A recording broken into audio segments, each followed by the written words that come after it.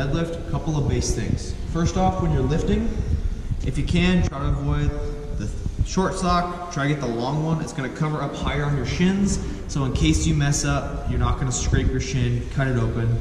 Done it a lot, see a lot of people will. That's called a cat pull, and you scratch the front of your shin, and that's not good. You wanna avoid doing that. You do wanna have the bar pulled in close so you can get that straight bar path, but you also don't wanna scrape the shin. So next thing we're gonna go over is, we talked a little bit beforehand, is your shoes. So here's a running shoe, here's my Supra. When you look at them side to side, if you can see here the heel is elevated in this one. This is a flat bottom, and while this is a flat bottom, it also has an arch on the side. What we want to do is avoid that and then also get some ankle support. So you want that flat bottom. Very important when you go to lift. You can also lift with no shoes, and that's totally fine too. Another sock that works great is like a tall soccer sock. Those work great when you're going to deadlift.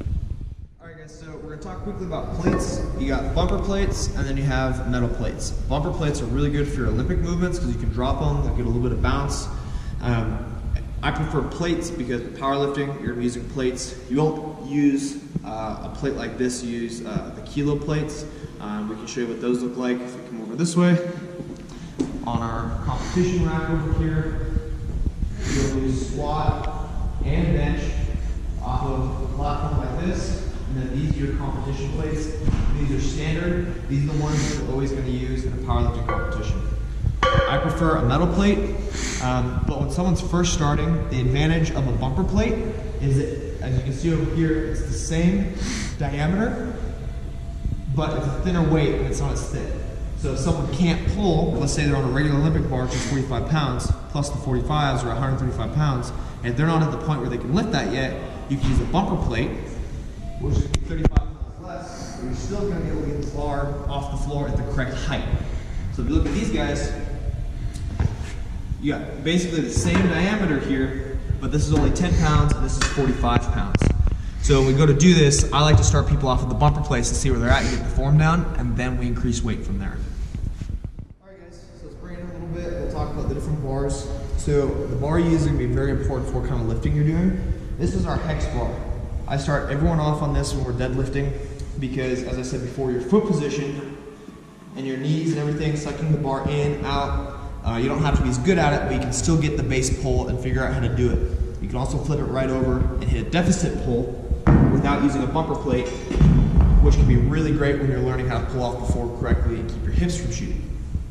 Now, when we go to use regular bars, you have two kinds of bars. This is a standard power bar, and this is your deadlift bar. The difference is, you'll notice this guy, deadlift bar, is slightly longer, which allows for more room on our sumo pull. So when you go to pull sumo out here, you're able to get your feet out wider without hitting your feet on the plates as they drop. This guy's gonna have a studded knurling, this guy, and that's for squat and bench. You specifically want this for squat because it's gonna connect on the back and grip it so the bar doesn't fall off.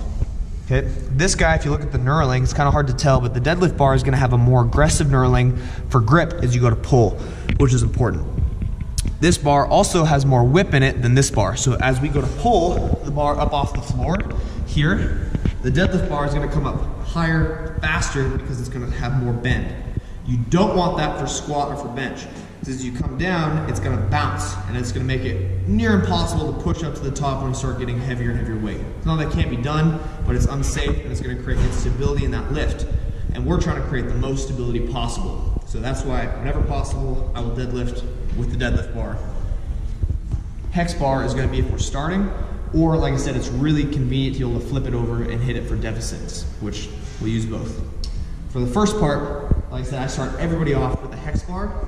This is assuming they already have the mobility and the base strength to pull this plus bumper plates off the floor.